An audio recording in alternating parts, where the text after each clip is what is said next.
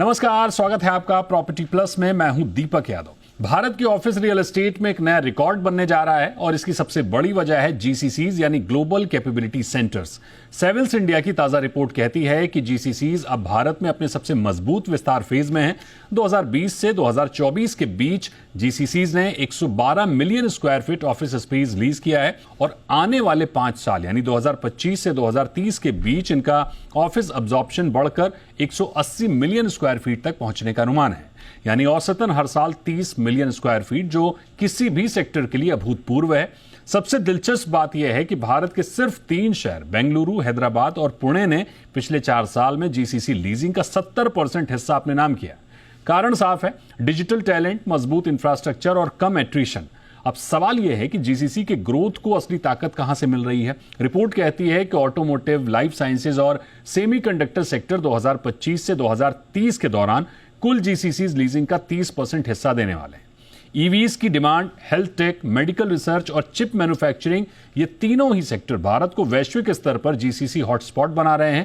ऐसे में समझना जरूरी है कि किन किन शहरों को जीसीसीज की इस ग्रोथ का बड़ा फायदा मिलेगा, किन शहरों के माइक्रो मार्केट में निवेश की संभावनाएं बनेंगी, रोजगार के लिहाज से किस सेक्टर में मौके बनेंगे।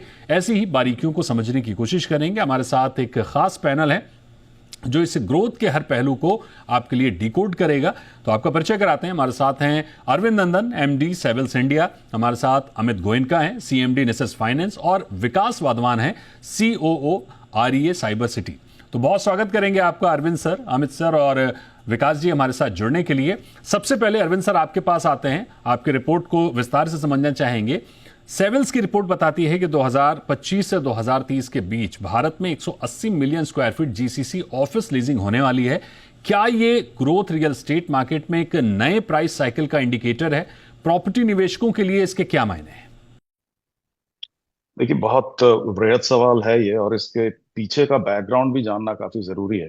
तो पहले तो एक बात मैं एस्टैब्लिश करना चाहता हूँ, ये 180 की जो हमने उसमें फिगर कैलकुलेशन दी है, ये एक रियलिस्टिक सा फिगर है, लेकिन इससे ज्यादा भी हो सकता है। अगर मार्केट बहुत अच्छा रहा, इकोनॉमी बहुत अच्छी चली और ग्लोबल सिचुएशंस अगर बहुत अच्छी रही, तो ये 240 के आसपास तक भी जा सकता है। तो ये 180 तो लगता है कि निश्चित है, लेकिन इससे ऊपर होने की भी संभावना है। अब देखिए, बात यह है कि ये क्यों हो रहा है, तो इसका एक बहुत बड़ा बैकग्राउंड है। सबसे पहली बात तो ये है कि ये एक तरह का एवोल्यूशनरी फेज है जो कि जीसीसी तक आया है। हमने एक जमाने में देखा आउटसोर्सिंग होती थी, उसके बाद फिर बिजनेस प्रोसेस आउटसोर्सिंग होने लगी, नॉलेज प्रोसेस आउटसोर्सिंग होने लगी, और अब ये एक इनसोर्सिंग का फेज आ गया है, जहां पर कंपनियां अपना कोई फंक्शन किसी दूसरी कंपनी को बाहर न देकर अपने ही किसी दूसरे लोकेशन पर एस्टैब्लिश कर देती हैं, जिसके लिए इंडिया बहुत मुनासिब है। और इस वजह से ये ग्रोथ हमने देखी है इस कंट्री में, पिछले 7-8 साल में देखी है, और अब ये एकदम बम्पर फेज में है। तो इसने जबरदस्त असर डाला है अब्जॉर्प्शन पे, खास करके पैटर्न ऑफ अब्जॉर्प्शन पे। कुछ शहरों के फेवर में ये रहा है, और प्राइस साइकिल जैसा आप बात कर रहे हैं उस पर भी इसका असर दिखना लाजिमी है। हालांकि अभी मैं ये नहीं कहना चाहता कि इससे प्राइसेस बढ़ेंगी, कोई जरूरी नहीं है, क्योंकि जीसीसी के लिए सिर्फ टॉप मोस्ट ₹750 रेंटल वाली प्रॉपर्टी में जाना जरूरी नहीं है। लेकिन इससे अब्जॉर्प्शन का वॉल्यूम जरूर बहुत तगड़ा होता जा रहा है, और आगे भी होगा, इसकी पूरी पूरी संभावना दिखाई पड़ती है। अमित सर आपके पास आएंगे और आपसे समझना चाहेंगे कि GCC leasing 180 million square feet पहुंचने जा रही है। हालांकि अरविंद सर का कहना है कि यह आंकड़ा और भी बढ़ सकता है। क्या वित्तीय संस्थान और फंड्स इस सेक्टर में नए कैपिटल साइकिल के लिए तैयार हैं? कौन से एसेट क्लासेस सबसे ज्यादा कैपिटल आकर्षित करेंगे? नमस्कार दीपक जी, आपका सवाल नमस्कार एकदम सर। उम्दा है। आपने कहा कि क्या आकर्षित करेंगे, तो आकर्षित करते रहे हैं।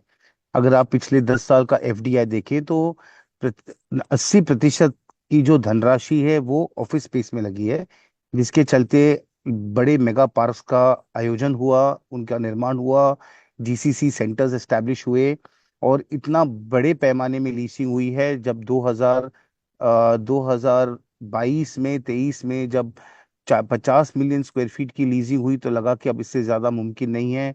इस साल लगता है कि करीब 80 से 90 मिलियन स्क्वायर फीट जाएगा। हमने 2024 के नंबर्स देखे हैं, सेविल्स के रिपोर्ट में 25 का नंबर उससे कहीं अधिकतम दिखता है। और इसके लिए जीसीसी का जो कंट्रीब्यूशन है वो भी प्रो रेटा उतना ही ज्यादा है, जो करीब 40% के आसपास आज ठहरा हुआ है। इसमें एक और गणित नहीं दिखता, जो है फ्लेक्सिबल वर्किंग स्पेसेस या को वर्किंग स्पेसेस। तो मैनेज्ड ऑफिसेज और जीसीसीज का जो इन्वेस्टमेंट है वो दो तरीके से हो रहा है। एक पब्लिक मार्केट्स में आप देख रहे हैं कि पब्लिक कैपिटल मार्केट से टैप हो रहा है, चाहे रीट्स के बतौर, चाहे वो आईपीओ के बतौर, चाहे वो डायरेक्ट एफडीआई के बतौर। तो जितनी धनराशि आई है 10 साल में, वो अधिकतम इस स्पेस पे ही फोकस्ड रही है। अगले 5 साल में वो दुगना होगा वो इन्वेस्टमेंट, बिकॉज जो ग्रोथ इस समय हम देख रहे हैं उसको पेस पे रखते हुए वो धनराशि और बढ़ेगी। विकास जी आपके पास आएंगे और आपसे समझना चाहेंगे कि जीसीसीज 2024 में इन्होंने 33 million square feet office absorption किया है। अब तक का ये सबसे अधिक अब्जॉर्प्शन है। क्या ये ट्रेंड 2025 से 2030 में स्थिर रहेगा या पैटर्न बदल सकता है? ऑक्यूपेंसी के हिसाब से आपके ऑन ग्राउंड इंडिकेटर्स क्या कहते हैं? आई थिंक ये 2020 में जो कोविड है उसको हम अंडर एस्टिमेट करते हैं। जब वर्क फ्रॉम होम हुआ तो हम सबने ये रियलाइज किया कि काम रिमोट लोकेशन से भी हो सकता है। एंड ये बहुत सारी कंपनीज ने ये समझा कि जो क्रिटिकल प्रोसेसेस थे या क्रिटिकल एक्टिविटीज थी, जो पहले उन्होंने कभी ऑफशोर सेंटर्स में या ऑफशोर लोकेशंस पे भेजना मुनासिब नहीं समझा, उनको लगा कि अगर काम कहीं से भी हो सकता है तो ये एक अच्छा अपॉर्चुनिटी है। बिकॉज इंडिया में टैलेंट बहुत ज़्यादा है। हम लार्जेस्ट पॉपुलस कंट्री हैं, सबसे यंग पॉपुलेशन है, टैलेंट बहुत अट्रैक्टिव है, एंड कॉस्ट का बेनिफिट तो रहता ही रहता है। तो ये सब फैक्टर्स ने इंडिया को एक बहुत अच्छे से पोजीशन किया जीसीसीज के लिए। जीसीसीज क्या होता है? कंपनी कहती है कि बहुत सारे हमारे क्रिटिकल प्रोसेसेस हैं जो हम पहले ऑफशोर सेंटर्स में नहीं भेजते थे, अब हम अपना ऑफिस खोलेंगे उन कंट्रीज में और वहां पर हम अपने क्रिटिकल प्रोसेसेस को लेके जाएंगे। तो जो ये पिछले 5 सालों में हमने देखा है कि हमारे 1800-1900 के करीब जीसीसीज हैं आज की डेट में, और जो प्रोजेक्टेड है 2400-2500 का नंबर जाने के लिए अगले सालों में, तो ये ट्रेंड तो कंटिन्यू होता दिख रहा है। तीसरा जो इम्पोर्टेंट फैक्टर है, अभी तक जो जीसीसीज आए वो सब बहुत बड़े बड़े कंपनीज ने स्टैब्लिश किए। Fortune 500 companies, very very large enterprise, उन्होंने अपने जीसीसी स्टैब्लिश किए। ओके। अभी जो नेक्स्ट 5 इयर्स का ट्रेंड होगा वो होगा मिड मार्केट जीसीसी, जो कंपनीज कहीं पे भी 500 मिलियन से $2 बिलियन की रेवेन्यू कैटेगरी में आती हैं, वो सब कंपनी भी अब अपने जीसीसी स्टैब्लिश करेंगे। जाहिर है, जैसा कि विकास जी ने बताया, कि अब बड़े जीसीसीज के साथ ही मिड साइज जीसीसीज का फोकस भारत में बढ़ा है। 2020 से 2024 में 70% जीसीसी लीजिंग सिर्फ बेंगलुरु, हैदराबाद और पुणे में केंद्रित रही है।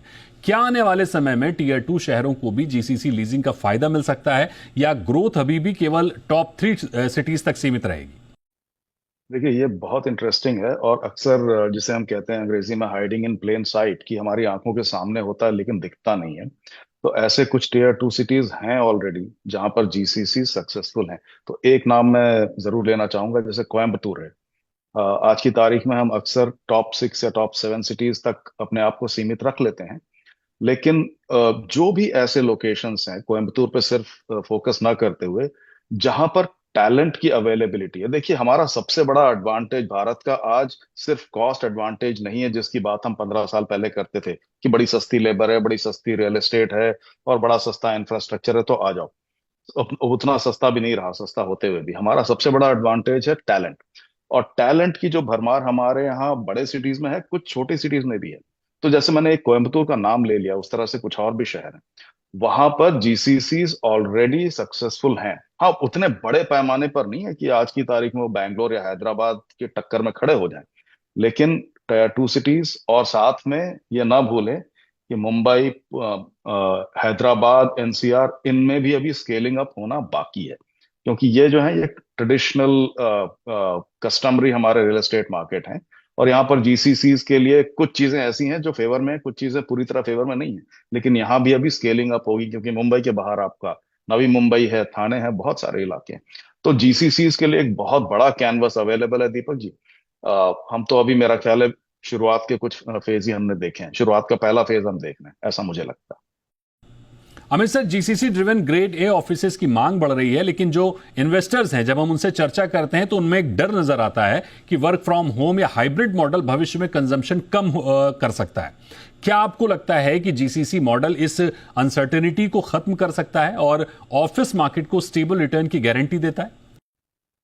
100% दीपक जी, आपने एकदम सही मुद्दा उठाया है कि जैसे ऑफिस फुटप्रिंट श्रिंक होता है as a percentage of total या हेड काउंट के बेसिस पे, बिकॉज हाइब्रिड वर्किंग कुछ हद तक अभी भी उपलब्ध है, वहीं पे जीसीसी का अब्जॉर्प्शन बना पड़ा है, बिकॉज ये इनसोर्सिंग है जैसे अरविंद ने बताया। और यहाँ पे क्योंकि ग्लोबल कैपेबिलिटी सेंटर है, आज कोई भी कंपनी चाहे वो एफएमसीजी में हो, ऑटोमोटिव हो, वो ग्लोबली एक्सपैंड कर रही है, इंडिया में एक्सपैंड कर रही है, तो उसको अपनी वो back office R&D technical capabilities भी उसको प्रोरेटा एक्सपैंड करनी पड़ेगी। तो डेफिनेटली जीसीसी का जो ग्रोथ है, जो अब्जॉर्प्शन है, वो इंडिया बिजनेस तक सीमित नहीं है, वो ग्लोबल बिजनेस को केटर करता है, नंबर वन। नंबर टू, जहाँ पे फ्लेक्सी ऑफिसेज की मैंने बात की, तो कुछ हद तक ये फ्लेक्सी वर्किंग या जो मैनेज्ड ऑफिसेज का जो कॉन्सेप्ट है, वो भी मैं एक्चुअली जीसीसी में शामिल करूंगा, और वो भी ग्रो हो रहा है। तो जहाँ पे आपका अब्जॉर्प्शन चाहे परमानेंट अब्जॉर्प्शन ना हो, क्योंकि आप, या परमानेंट लीसिंग ना हो, क्योंकि आप ये नहीं जानते कि आपको कितने सीट्स एक समय में आपको लगेंगे या लगते रहेंगे अगले 5 सालों में, आप अपना फुटप्रिंट धीरे धीरे फ्लेक्सी ऑफिस से एक्सपैंड कर सकते हैं, जिसके वजह से जो परसेंटेज है टोटल लीसिंग का, आज फ्लेक्सी ऑफिसेज या मैनेज ऑफिसेज का 15 से 18% हो चुका है, टोटल लीजिंग एनवायरनमेंट का, जो कुछ जी। साल पहले तक 6-7% था, तो वो दुगना हुआ है। तो मैं भी उनको जीसीसी का हिस्सा मानता हूँ। हम्म। तो ये चलते हुए स्टेबिलिटी एक्चुअली दो तरीके से बन रही है, एक तो फ्लेक्सी वर्किंग या मैनेज्ड ऑफिसेज का बढ़ता हुआ रुख, और दूसरा ये जीसीसी का बढ़ता हुआ फुटप्रिंट।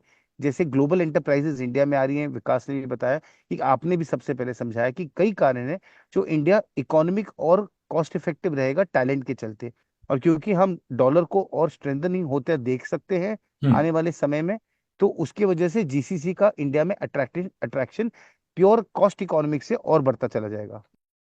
विकास जी, टेनेंट्स प्रेफरेंसेस हम देख रहे हैं तेजी से बदल रहे हैं। ग्रीन बिल्डिंग, बड़े कैंपस और इंटीग्रेटेड वर्क इन्वायरमेंट की मांग बढ़ रही है।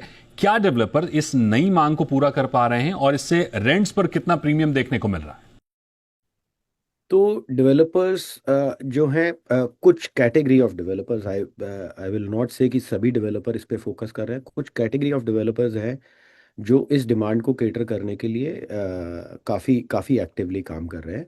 बट मेरा मानना ये है, अभी भी जो ये डिमांड है और इसका जो सप्लाई है, उसमें काफ़ी बड़ा डेल्टा है। चाहे आप गुड़गांव की बात करें, चाहे आप बैंगलोर की बात करें, हैदराबाद एक ऐसा शहर है, बिकॉज उसमें काफ़ी ज़्यादा डेवलपमेंट हुआ है लास्ट 5-7 सालों में, तो वहाँ पर category A infrastructure comparatively demand को फिर भी मैच कर पा रहा है। बट अगर आप पुराने शहरों की बात करते हैं तो वहाँ पर ये चैलेंज कॉन्स्टेंटली बना हुआ है, और वो डिमांड कॉन्टिन्यूसली बढ़ती जाएगी, बिकॉज जैसे जैसे जीसीसीज का डिमांड बढ़ेगा, जीसीसीज का फुटप्रिंट और एक्सपेंशन बढ़ेगा, उनकी अपनी रिक्वायरमेंट्स हैं ग्रेड ए बिल्डिंग्स की, उनकी अपने ईएसजी कंप्लायंसेस हैं जो वो ग्लोबली ड्राइव करना चाहते हैं। तो उसके चलते उनको एक सर्टेन रिक्वायरमेंट है कि ऐसा इंफ्रास्ट्रक्चर चाहिए। मुझे लगता है हाइब्रिड ही चलेगा, हम्म। और हाइब्रिड में भी ज़्यादा परसेंटेज ऑफिस में रहने की और कम परसेंटेज रिमोटली काम करने की रहेगी, ओके। बिकॉज लोगों को अभी रियलाइज हो रहा है कि कोलैबोरेशन बहुत इंपॉर्टेंट है, हम्म। ऑन द जॉब ट्रेनिंग बहुत इंपॉर्टेंट है, और वो तभी होता है जब आप ऑफिस आते हैं। तो इन दोनों चीज़ों के जी। चलते जो आपका ऑफिस रिक्वायरमेंट है वो लार्ज फ्लोर प्लेट्स का हो जाता है, कैंपस स्टाइल डेवलपमेंट का हो जाता है, इंटीग्रेटेड टेक एमिनिटीज वाला आपको ऑफिस इंफ्रास्ट्रक्चर चाहिए होता है। तो उसका अभी भी काफी शॉर्टफॉल है as compare to the demand in the market. बिल्कुल, तो चर्चा जारी है, लेकिन यहां वक्त एक बहुत ही छोटे से ब्रेक का। ब्रेक के बाद लौटेंगे और जीसीसीज के भारत में इस ग्रोथ को लेकर चर्चा को आगे बढ़ाएंगे। मेहमान हमारे साथ जुड़े हैं, कहीं नहीं जाइए, तुरंत लौटते हैं।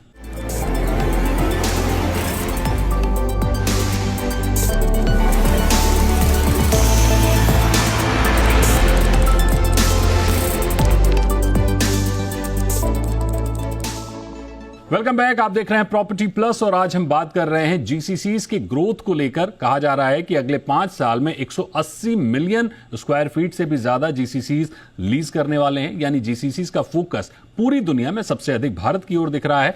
और चर्चा को आगे बढ़ाते हैं, मेहमान हमारे साथ जुड़े हुए हैं। अरविंद सर, जीसीसीज अब कॉस्ट सेंटर से एआईएमएल और इनोवेशन हब में शिफ्ट हो रहे हैं। क्या ये बदलाव ऑफिस स्पेस की क्वालिटी, लोकेशन प्रीमियम और रेंटल यील्ड को ऊपर ले जाएगा? अगर इस तरह का माहौल है तो जो प्रॉपर्टी में निवेश करने की संभावनाएं खोज रहे हैं उनको क्या करना चाहिए? देखिए, रीट तो हमारे देश में आज की तारीख में ग्रेड ए स्टॉक जो है, सिर्फ टॉप के 6 बड़े शहरों को देख लें तो अब 850 मिलियन करीब है। रीट्स में तो अभी कुल मिलाकर 150 मिलियन कुछ ही रीट में पहुंचाया है। बाकी सारा मार्केट अभी पड़ा हुआ है और आगे हर साल 40 50 45 50 मिलियन बन जाता है। अब जीसीसीज के आने से नेचुरली, और जैसा आपने कहा AI ML and data sciences के आ जाने से जीसीसीज का मार्केट और सुदृढ़ होता जा रहा है। रेंटल्स में इसी की वजह से चेंज हो जाएगा ऐसा मुझे अभी पूरा इंडिकेशन नहीं लगता। बात यह है कि इन्वेस्टर्स के लिए एक बहुत बड़ा सेट ऑप्शंस का अवेलेबल है अब, जो एक बहुत अच्छी खबर है। यील्ड्स भले ही 8 8.5 के आसपास रहें, या 9 के आसपास मान लीजिए चले जाएं, तो भी एक बहुत अच्छा आपके पास ऑप्शन अवेलेबल है। एक चीज मैं और जोड़ना चाहूंगा जो अमित कह रहे थे उसमें, और बाद में विकास ने जिस ऑक्यूपायर की बात की। देखिए, हमारे पास एक जो आईटी का मार्केट होता था वो शहरों के थोड़ा पेरिफेरी के एरिया में होता था। जैसे मुंबई के आसपास नवी मुंबई है, और हर शहर के आसपास है, मैं हर शहर का नाम नहीं लूंगा। इनकी सबसे खास बात ये थी कि जब डॉलर का रेट 40 रुपए था, तब ये मार्केट 35 रुपए का रेंटल ऑफर करते थे। और आज जब डॉलर 90 रुपए हो गया है, तो ये 75 रुपए का रेंटल ऑफर करते हैं। तो अगर आप एक अमेरिकन कंपनी के या विदेशी कंपनी के पॉइंट ऑफ व्यू से सोचते हैं, तो वो 20 साल पहले भी 1 डॉलर का रेंटल दे रहे थे और आज भी 1 डॉलर का ही रेंटल दे रहे हैं। बिल्कुल। ये एक बहुत बड़ा एडवांटेज है, जिसको कि हम सब डॉलर एडवांटेज कहते हैं अपनी हम्म। इंडस्ट्री की भाषा में। तो ये सब डॉलर का जो मार्केट है हमारा, ये बना हुआ है, और ये जीसीसी के लिए एक तरीके से एक और additional shot in the arm है, या एक आप कह सकते हैं एक एडिशनल फोर्स है जो जीसीसी के लिए प्लेटफॉर्म की तरह काम कर सकता है। तो टैलेंट की अवेलेबिलिटी, और साथ में टेक्नोलॉजी की जो एनहांसमेंट है, और साथ में हमारा रियल एस्टेट जो है वो इतना सुदृढ़ है इस समय, ऑफिस रियल एस्टेट, कि इन्वेस्टर्स हो या ऑक्यूपायर्स हो, दोनों के लिए माहौल अच्छा है। Amit sir, automotive, life sciences और सेमीकंडक्टर जैसे सेक्टर 30% भविष्य की जीसीसी मांग लाएंगे। क्या इन सेक्टरों के लिए निवेशकों को विशेष रूप से बिजनेस पार्क्स या R&D इंफ्रा में निवेश बढ़ाने की जरूरत है? और क्या ये अगले 5-7 साल में प्रीमियम रिटर्न ला सकते हैं? आप इंडस्ट्रियल पार्क की बात करें दीपक जी, जो एक पर्टिकुलर सेक्टर के लिए फोकस्ड हो, चाहे वो सानंद में ऑटोमोटिव का इकोसिस्टम बना, या पुणे में पिंपरी चिंचवड में था, या इलेक्ट्रॉनिक ईवी बैटरी सिस्टम जो हैदराबाद में या लाइफ साइंसेस बन रहा है। वो क्या होता है, वो सरकारी एक योजना होती है जहाँ पे आप एक सेक्टोरल पार्क का आप एक आयोजना करते हैं, आप एक लैंड ग्रांट करते हैं, या फिर एक लैंड आप एलोकेट करते हैं, या उसको ईयर मार्क करते हैं। प्राइवेट सेक्टर कुछ हद तक ही कर पाएंगे, चाहे वो अब Mahindra life life Mahindra world city हो, जो बना के एक मिक्स्ड यूज डेवलपमेंट कर पाए। तो मिक्स्ड यूज डेवलपमेंट डेफिनेटली हो पाता है। कुछ प्राइवेट डेवलपर्स ने खैर हैदराबाद में फार्मा और लाइफ साइंसेज और बायोफार्मा के लिए पार्क जरूर बनाने की कोशिश की है, मगर ये प्राइवेट सेक्टर के लिए लॉन्ग ओनली इन्वेस्टमेंट हो जाता है, जो मुमकिन नहीं है। कोई भी पार्क का कोई भी पार्क की योजना लाने में 10 से 20 साल का समय लगता है उसको सचेत होने के लिए। आज महिंद्रा वर्ल्ड सिटी को भी उतना समय लगा। तो ये लॉन्ग ओनली इन्वेस्टमेंट्स इस समय प्राइवेट सेक्टर नहीं कर पा रहा है। डेफिनेटली जो जीसीसी सेंटर्स हैं, ऑफिस पार्क्स हैं, जो एक पर्टिकुलर सेक्टर को ऑब्जॉर्ब करते हैं, वो डेफिनेटली बनते हैं। 3-4 साल में उनका निर्माण होता है, ऑलरेडी प्री लीज्ड होते हैं, ऑब्जॉर्ब होते हैं।